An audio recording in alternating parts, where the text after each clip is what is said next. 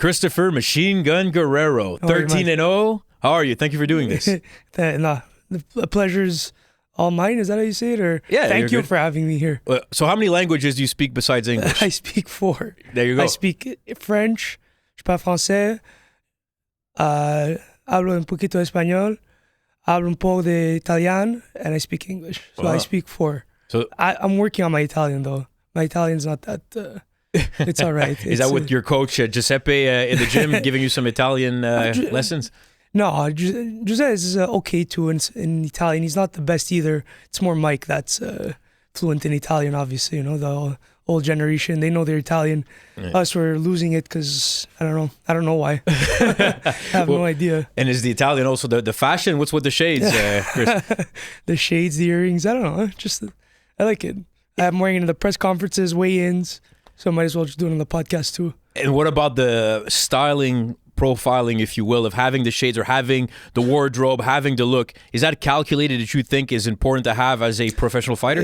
I think it's very important to look not a certain way, but to look fashionable, to look attractive in the way where people oh, this kid looks good, like just to say, like, I'm not, Ryan Garcia, his hair is beautiful. He's a good-looking kid, and a big reason why he has a big following is because he's an attractive kid. I'd be lying if I said he doesn't have girls fangirling over him because he's that attractive guy and that fashionista kind of guy. The way he dresses, the way he expresses himself, the way he combs his hair, he puts cream in his hair, and stuff. Right. I think it's an important factor for sure. It's interesting. So you're calculating that popularity as a prize fighter, not only with the style you have in the ring, but everything around, I guess, social media and the look and your image. For sure, 100%. Yeah, I think all around it plays a very big factor in selling tickets, getting views on pay-per-view buys and everything. It just gotta look good at everything you do. Are you noticing also that your popularity is growing of late with this exposure on ESPN, and now you're in the world rankings at 147 pounds? When it first hit me, Matt, it was when after that fight with Courtney Pennington, I went to check out Royal Mount for the first time, the big mall that just opened up on the Carry. Right. And I'm walking in the food court. I have like a couple of Zara bags. I went shopping because I was going on vacation the next week. And this kid just runs out of the kitchen and comes up to me. He's like, "Oh, you're Chris Guerrero. I'm your biggest fan, man." He gave me a big hug. I was with my girlfriend, I'm like, wow. Like, it was so heartwarming to get that, how do you say? The recognition? Recognition of that sort of just random people coming up to you and be like, "Oh my God, you're Chris Guerrero," that's when it sort of hit me. And that was 2 fights ago, no? Right. So that was, it just started building from there. I'm sitting down having a coffee at, let's say, Milano's or Chicharo's, and I just have random people come up to me like, "Oh, it's so nice to meet you, I'm a big fan. I watch you all the time." It's a nice feeling for sure. Are they all your sponsors as well? Because I know you're hustling very hard. You have a lot of sponsors on your fight attire, and being kind of an image, a billboard, if you will, for these companies and these brands is important for you, right? Yeah, for sure. Listen, I'm in the gym 24/7. I'm in the gym 3 times a day.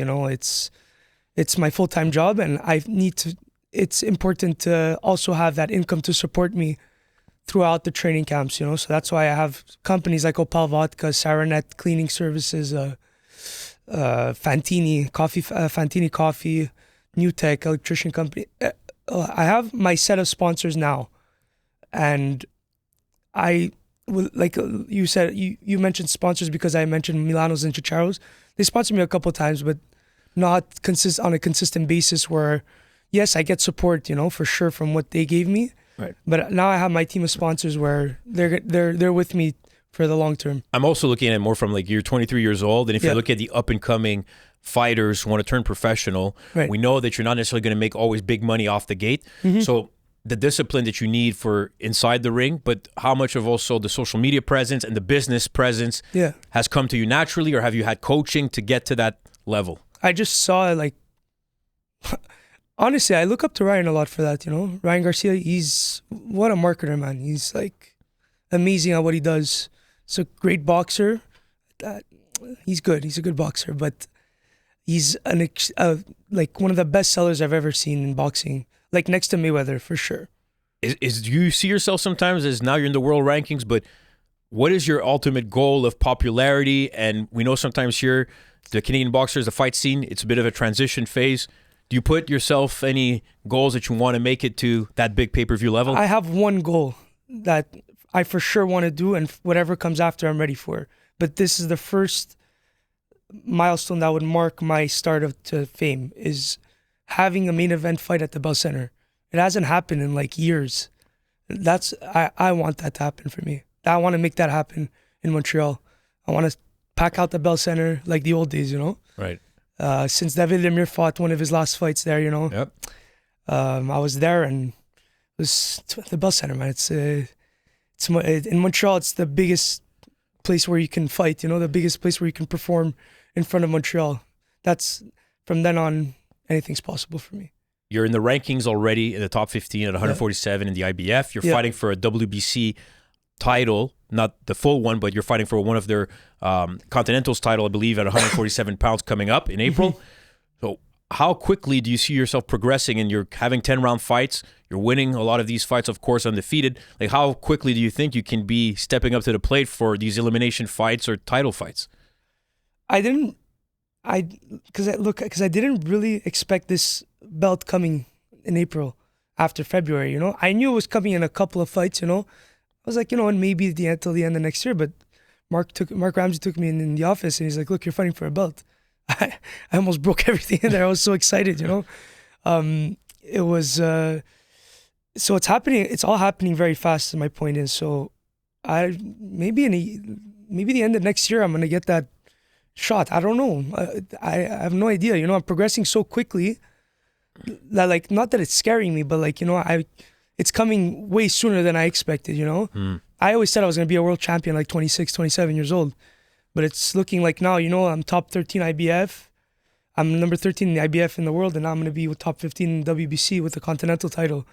So, if I get ranked higher quick in the year, then it's maybe next year, I don't know. Well, one of the world champions, and maybe regarded as the best in division, is Boots Ennis. He's the best. He's top 5 in boxing for sure. Pound for pound, you think he's top 5? Yeah. Now, you've had an experience, of course, I believe a year ago or almost 2 years ago for sparring with him in Philadelphia.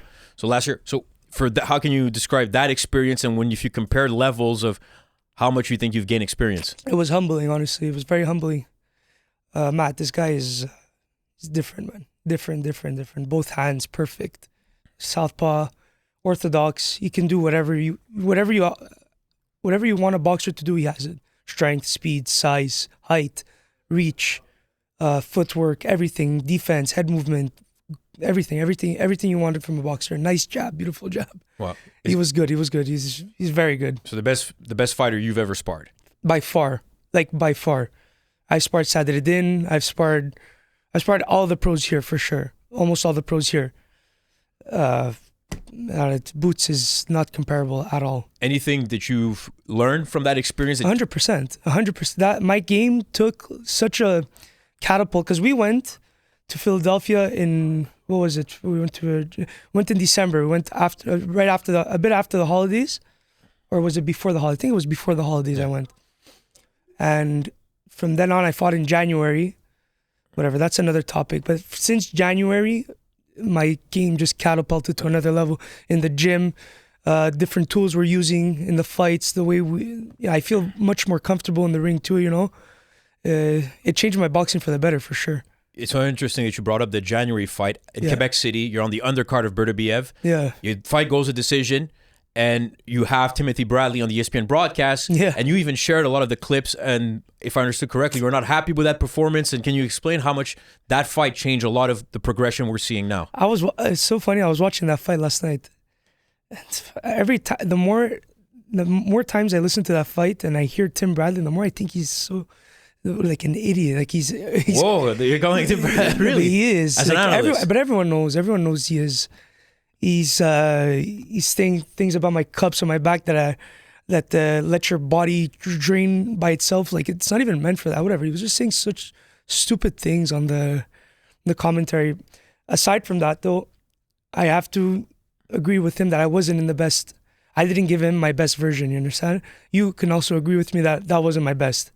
Going 8 rounds with that guy, I could have put him away many times in that fight, and I just wasn't. A lot of things weren't there, Matt. Honestly, I don't know. But if I recall correctly, after that fight is when you started implementing more of a, the full discipline, if you will, of not only training camps, but from nutrition, strength and conditioning, everything. And the performance and sense. And I don't know if I'm correct or not, but if I recall correctly, you were saying about how that kind of transformed you to, okay, this is the professionals. Now I gotta change something. Yeah, here. For sure.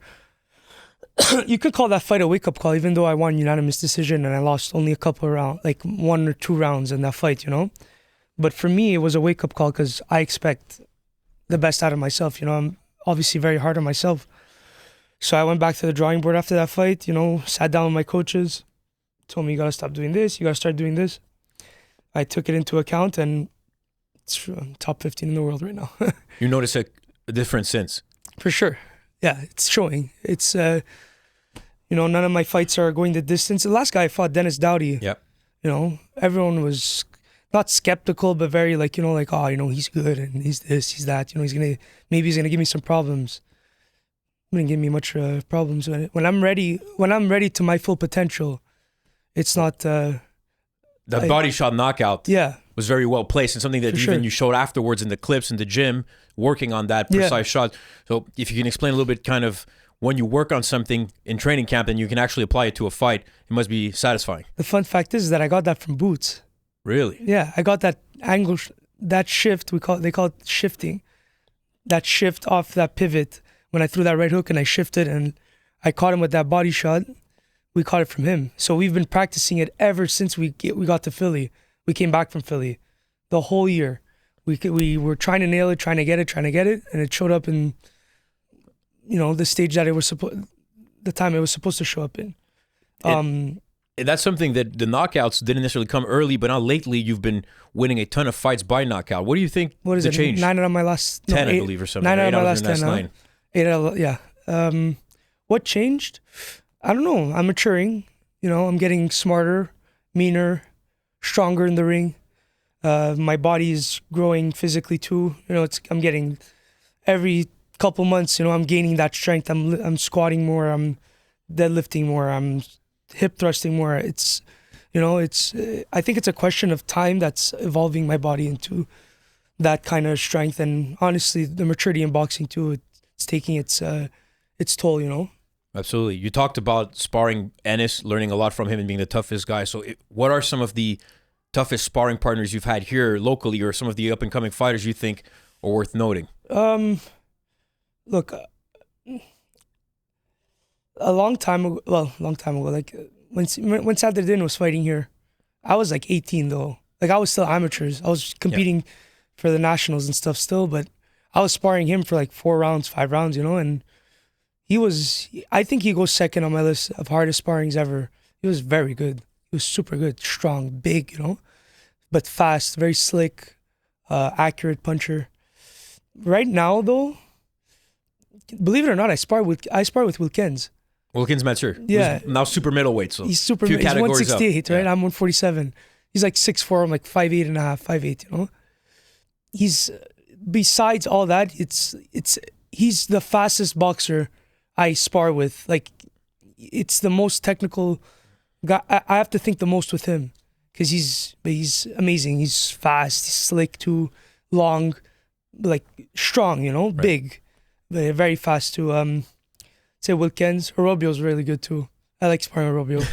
It's that Latino blood that just clashes the Colombian Mexican blood and just let's go. We're gonna fight till the dead.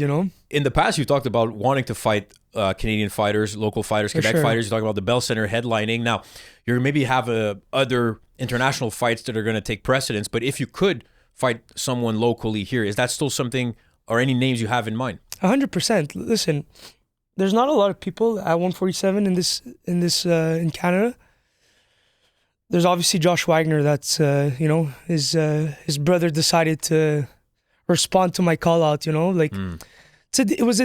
was how can I say, it was a polite call out. It wasn't like you're nothing and I was insulting him. No, I was chill about it. We should make the fight happen. People want to see it. And then his brother goes and talk a bunch of smack on comments and on the comments of my video with Manny Montreal. And then a few months later, he gets knocked out in France by David Papot. Yep. Southpaw. He's like 10th IBF, I think. He has like 30 wins, like 8 knockouts. You know, so like whatever. That could happen down the line when it's worth it now, because now we don't need him, you know. He's not even in the top 15 IBF anymore. I'm number 13. Cusio Clayton would be nice too. Be very nice. Boots fought him, you know. Right. He went on that stage to compete for the world title. Would be a big statement fight that. I would love to fight Cusio. Anyone at 147 in Canada can get it for sure. And what about internationally? Do you already look at yourself as potential dream fights if you could, or you're not there yet? We were talking about it before, Matt. The 147 division it's an open division, you know. Let's be honest. Mario Barrios, Stanionis. I don't even know. We have Brian Norman, who's one of the Brian champions. Norman, but I see myself there, Matt. In a year, I see myself there with them, or without them and me alone. You know, I see myself. Well, because that's one of the things that when I was talking to your trainer Giuseppe, like you 13 and 0, a lot of wins, of course, lately by knockout, but not a lot of rounds of experience compared to the other guys in the rankings. Is that a concern for you that eventually you need to do more 8-10 round fights? As I said, I'm not scared. It's not that I'm scared that I'm progressing so quickly. It's just I'm aware of how this game works, and I do need the rounds of experience, you know. So I have to go past gatekeepers, and I have to beat these guys to end up in a position where I want to be. So, you know, we want to get there as soon as we can, but we got to take it at a pace where we make sure that everything's going to go according to plan, you know? And one part that maybe people who haven't seen you in the past, or those who have, you're not afraid to get into the trash talking in the weigh-ins, whether it's also sometimes the press conferences, social media. Is that something you like to psych yourself up, and do you think it will happen? But you got to understand that I don't start it. I don't know why people like to pick and, you know, push my buttons. That's what happens when you push my buttons. You know, I get mad. When I get mad, yes, I get emotional, but I get mean. I get better. I just get better, you know? Like Jordan. You trash talk Jordan, he'd drop 40 on You're talking about Michael Jordan? Michael, yeah. Oh, wow. MJ. So you use it as motivation when Pennington and these guys are saying something to you? For sure. He was calling me a hoe, and then 10 seconds later I caught him with an uppercut, and he was all like wobbly, you know? And that's why that's where the emotions got in when the bell rung, because you just called me a hoe, then I wobbled you. Fuck, like, why are you talking shit for? You know, I just want to headbutt him, and I don't know. Whatever, I lost my head a bit. What do you want to do? I have a few fun questions, Chris, before we wrap up, okay? First of all, if those of you who don't know, why does the machine gun nickname, where does that come from? It's a semi-automatic gun. I just shoot out 6 at a time, 8 at a time. How many you want? So combination punching is Chris Guerrero. Yes, 100%. All right, well, lately you've been throwing a lot of one-punch shots, also with a bit more power, right? No, Veselin Markov was nice. The Veselin, that was like 6 punches. I got good combinations. So you're sticking to that nickname for the time being. As many shots as you want, I'll give it to you. Good. Ideally, for people who don't know you, the fighting style, what would you describe yourself as a fighting style? Anything you want. So anything. Versatile. Versatile. Anything. I can be an AK, I can be an M16, I can be pistol, I can be anything you want. I'll just throw me in there and I'll figure it out. The ring entrance music, do you have a certain ritual, or do you have a certain song that you always use, or what's the reasoning behind what you'll choose? I don't know. I go with what I feel. Like sometimes I'll even choose it like on the way to the fight, to the casino. Like I'll pick it on the spot. I'll text Claudia right away. Like, give me this song, you know. I'll feel it and it'll put me in that mood. And it's like, yeah, you know, I got it. So nothing planned of yet for your April fight? No, nothing. I'm still gonna keep the same uniform, the same shorts. Just gonna change the gloves up. But I'm not gonna change the uniform. That uniform, those trunks got me to a place where I didn't think I was gonna be in a year's time. So I'm gonna stick with what got me there, and for my first belt. Are you superstitious at all? Like fight day, do you have routine after weigh-in? A set? No. I'm not a guy that's calculated. I'm not calculated like that at all. And I don't believe in superstition. I just believe if, you know, I'm in touch with the Lord, and, you know, Jesus, I'm I'll be okay. It's tatted on my right chest. If God is for us, who can be against us? And whatever happens to me, if I get shot, I'll be fine. You're afraid that's gonna happen? No, I'm not afraid. I'm just saying, like, if anything that happens, I'm just happy. My attitude's there. Okay. It's very important to be happy before a fight. That's one thing. You got to keep a positive attitude, like very, very positive. Nothing can knock it down. Things annoying you got to turn it into a positive. The whole week, you got to be positive, happy, just, happy. It's hard because when you're hungry, you're angry, but you got to stay positive and try to maintain a happy attitude, because that's how you have fun and that's when you succeed. Makes a lot of sense. Finally, I just got to go a little bit corporate here. The reasoning behind why you're choosing the Mexican style, if you will, the horsehair gloves for your pro fights. Yeah. Can you elaborate a little bit on why you go with that style and what you like about it? I like opening and closing my hands. If you notice when I have my guard, like especially here on my right side of the face, with the hard ones, you can't really, but everyone has their preference, right? Like the hard ones, when you hit, it scratches a bit too, and you have more padding on it. I feel like in the hard rival Guerreros, you have better like padding around your hand, But the horsehairs, I like the fact that there's less padding when I hit, and I don't know, I feel like I can connect my punch however way I want it more. I can manipulate the punch better, and I can also manipulate my guard. I can have it open-handed. I don't know, I just feel more flexible and versatile in those gloves. Best gloves in the game. Appreciate that. And then just maybe a piece of training equipment that you like to use, and explain a little bit why. I know one of them was the sparring gloves that you'll use some of our rival Guerrero sparring gloves. You've used as well the Guerrero Velcro gloves. You like keeping a similar like leather feel fight glove even in training? I love the Guerreros. The Guerreros, and the baby blue and gold ones you guys made me. It's on my IG. If you go look at my IG, I use them all the time now, and wow, man, like no other glove compares to when I hit the bag, the way I feel, the way it feels in my hand. Because I have this gel, right, that I put on my knuckles, under my wraps, so it becomes my hand becomes big, like a gauze, right? So when I put it in like let's say a sparring glove or an actual bag glove that you guys make, the Guerreros, when I put them in, it takes already the shape of my hand, the horsehair, right? So that's for me, that's my favorite product. Finally, social media presence. You talked a little bit about your IG. Yeah. If people want to follow you, and I think you're also very present on TikTok, what can they expect from Chris Guerrero? You could go follow my Instagram, TikTok, MG Guerrero.